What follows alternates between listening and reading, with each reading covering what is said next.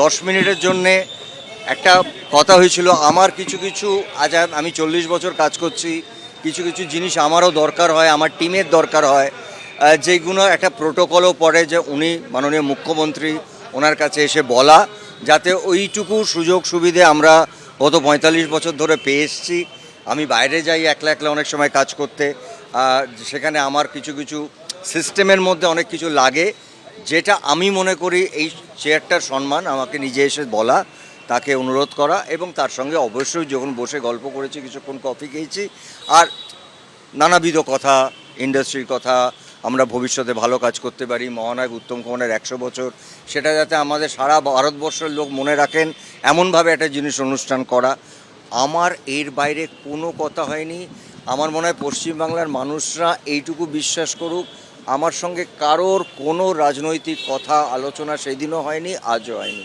যেটা হয়েছে আমাদের কথা, আমাদের ইন্ডাস্ট্রির কথা, পশ্চিমবাংলা বিশেষ করে মহানায়ক উত্তম যেটুকে নিয়ে যে 100 বছর তার যে প্ল্যানিং, সেটা নিশ্চয়ই আমাকে বলা হয়েছে, যে কারণ উত্তম যেটু আমার ইমোশন, আমাদের না বাঙালির ইমোশন, এবং আমি মনে করি তিনি শুধু পশ্চিমবাংলার নন, তিনি সারা ভারতবর্ষ বলবো না, মানে ওনার মতন মানে 100 বছর পর আমরা এইভাবেই 200 বছরে উত্তম যেটুকে পালন করব।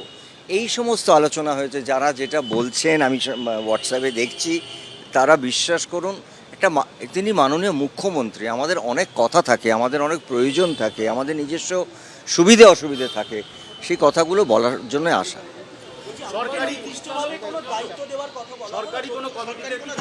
না না, এইগুলো আমি এখন বলতে পারবো না, কারণ এইগুলো প্রথমত এখনও এই আলোচনাটাও হয়নি, কিন্তু নিশ্চয়ই যদি কখনো হয়, মনে করেন যে আমার কোনো একটা কমিটিতে থাকলে, সেটা আমার ইন্ডাস্ট্রি, সবাই জানেন যে আমি আমার ইন্ডাস্ট্রিটার জন্যে সবসময় রাত 2টোর সময় ডাকলেও আমি দাঁড়াবো, কারণ ওটা আমার জায়গা।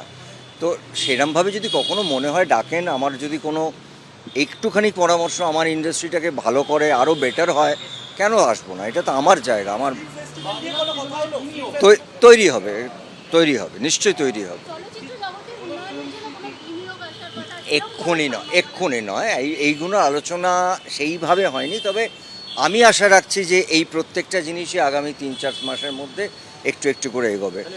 কিন্তু আলোচনা যাই হয়েছে, সেটা সিনেমা বেশি আলোচনা। মহানায়ক উত্তম কুমার, তাঁর 24শে জুলাই আমরা সবাই জানি মৃত্যুদিন, এবং 3rd সেপ্টেম্বর এই বছরটা আমাদের জন্য আরও বড়।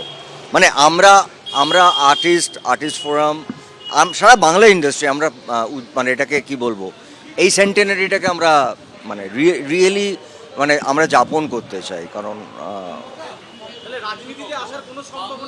এরম কোনো আলোচনাও হয়নি। বিশ্বাস করুন, আমি কতবার বলবো, আমাকে এই কথাটা আমি কোটিবার বলে ফেলেছি, যে আমার কাছে কেউ কথা বলা মানেই তারা যে সবসময় আমাকে রাজনীতির কথা বলেন, তা নয়।